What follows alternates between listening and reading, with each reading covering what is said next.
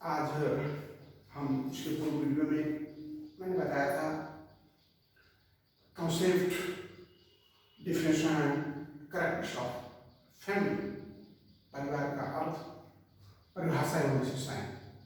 अभी हम types of family,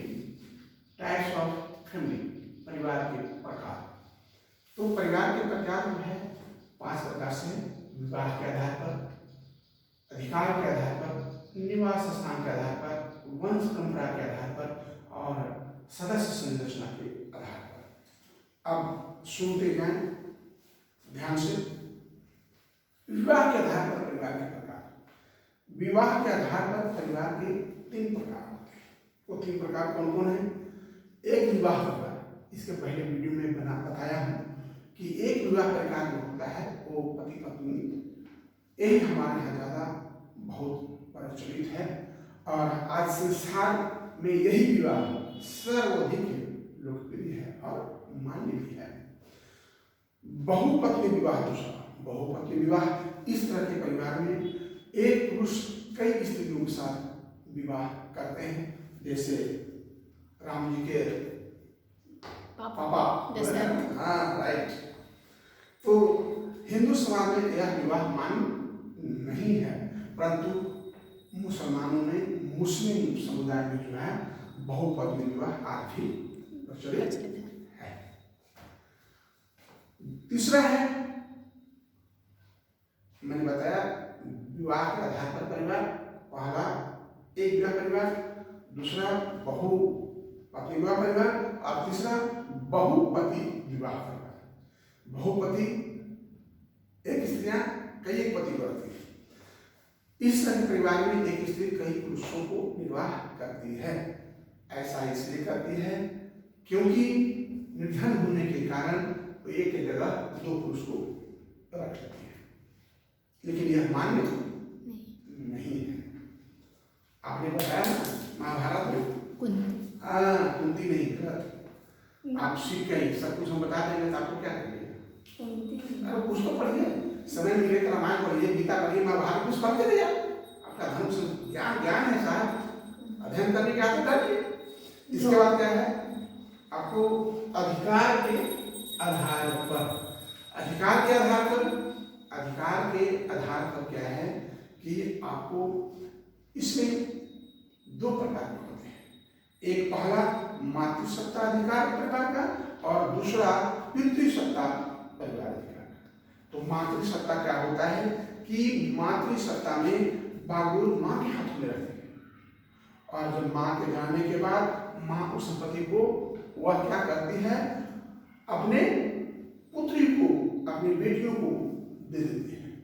इसे कहते हैं मातृसत्ता का अधिकार, मातृसत्ता अधिकार परिवार, जिसमें मातृत्व शक्ति होता है और पुत्र को नहीं देकर के वो बेटियों को देती है। दूसरा पितृसत्ता परिवार, जिसमें पितृसत्ता, इस प्रकार परिवार में परिवार का नियंत्रण का पिता के हाथ में होता है और पिता के मरने के बाद उस संपत्ति का अधिकार उसके पुत्र को होता है। भारत में ज्यादातर यही पितृसत्ता परिवार पाए जाते हैं, समझ ली? Very good.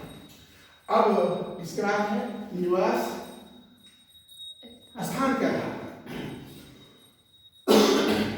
निवास स्थान के आधार पर जो है मातृस्थायी परिवार, ऐसा वही है।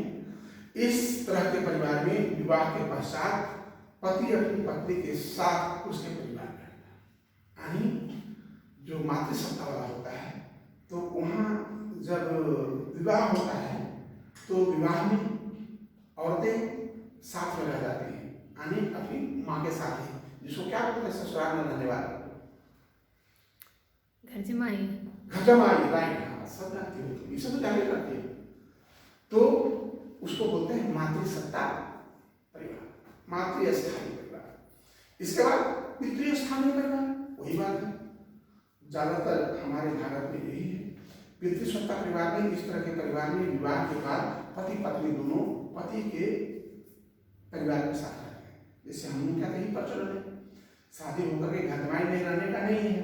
हम लोग जो है वो पितृस्थानीय पितृ के स्थान में, पिता के स्थान में क्या रखते हैं।